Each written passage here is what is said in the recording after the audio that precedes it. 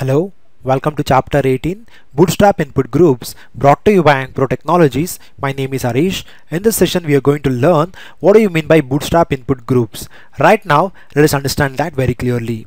Keep in mind, we can extend the input elements by adding text, icons or buttons before, after or on both sides of the input element. I repeat, in a web page, if we have an input element and to that input element if I wish to add the text, icons or buttons before, after or both sides of the input element, then we should make use of this Bootstrap input groups. And keep in mind, Bootstrap input group elements only work with input type text, not with any other formats.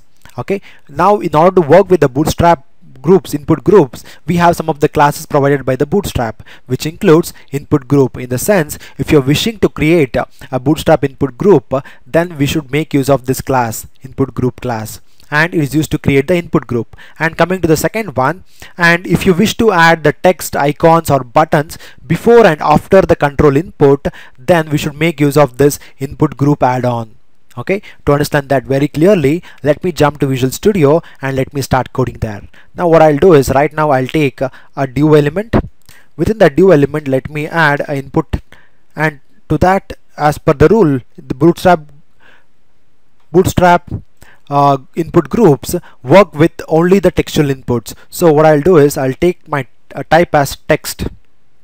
Okay, and let me add one of the form class, that is form control,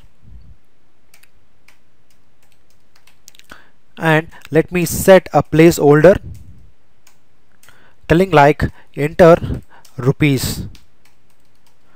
Now when I do Ctrl S and let me jump to my page and let me do refresh, it's rendering like this. But now it's acquiring the entire 12 columns of a grid system, but I want to acquire only the 3 columns. How do I do that? I have to specify the respective class to this div.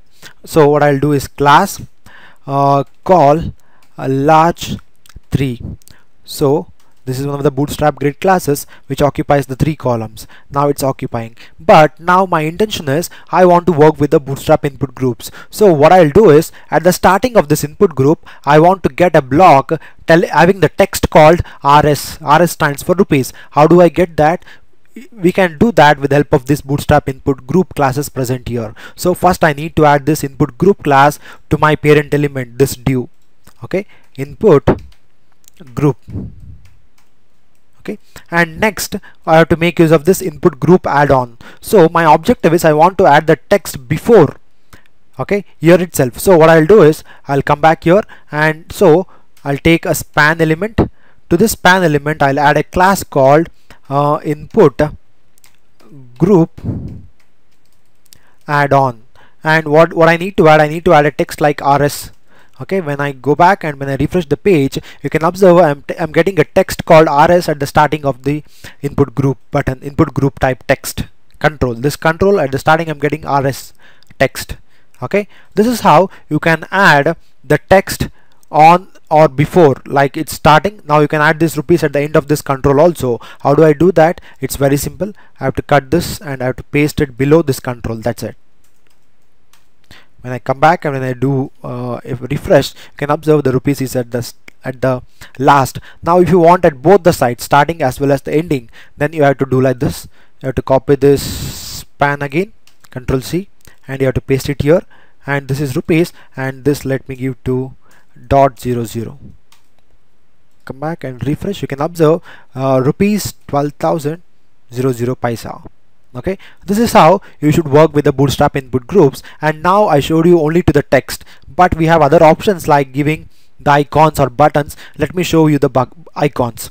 Right now, in order to work with the icons, we have something called glyph icons here. So if I need to enter this icon there, that is glyph icon envelope, how do I do that? In the sense, I want this symbol, this icon to be present here. Instead of rupees, I want that, and this icon, this envelope icon, to be present in the place of rupees. How do I do that? It's very simple. I have to just call that glyph icon class. So what I'll do is I'll just remove this, okay, this rupees, and I'll take another span element. To that span element I add a class called glyph icon, and again the glyph icon, envelope. Okay, now when I do Ctrl S and come back to my page, when I refresh, you can observe I'm getting that icon. Okay, and that's what this line explains you. In the sense, you can add a text as well as icon also, and also you can add a button. That also we can do it. To do that, what I have to do is instead of add-on, I have to take one button. Okay, and here instead of this, what I need to do is I have to take a button element, and to this button let me add something like rupees again. Okay, let me add some styles. Type is equal to button, and let me add some of the Bootstrap button classes we know, like btn,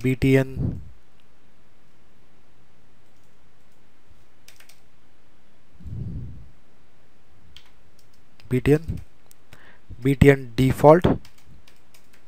Okay, now Control S, come back and refresh. You can observe this is a button. Okay, and our in the sense we understood this sentence, like to our input elements we can add the text, we saw it, and icons also we saw it, and also the buttons also. Now let me show you something else, like instead of this rupees, I want a radio button or a checkbox. How do I do that? It's very simple. I'll remove this as of now, then I'll take input type radio, and let me remove this value. I don't need this. Control S, come back, F5. You can observe this is radio, but it's coming outside that. Why? Because we have added input group button. We should not add that. Instead of that, we have to add add-on. Only for the button we have to add like input group button, not to the other things. Okay, Control S. Now when I do F5, you can observe I'm getting a radio button at the starting of the input element. Okay, now if I want a checkbox, only thing I have to do here is I have to change the type, telling like checkbox. Control S, come back and refresh. We'll get a checkbox here. In the sense, what we learned in this session, like what do you mean by Bootstrap input groups? In the sense, we'll be having an input type text. To that input type text, now if I want to add some other things like text, icons or buttons, then we can do that using these Bootstrap input group classes. And that's what we learned in this session, and we also saw a beautiful demo. And finally, thank you for listening. Have a great day. Please subscribe to our YouTube channel Ankpro Training. You can also visit our Facebook page visiting these URLs, and you can also follow us on Twitter. For further reference, you can visit our websites, and we are on LinkedIn too. Last but not the least, please don't forget to give the feedback. Thank you.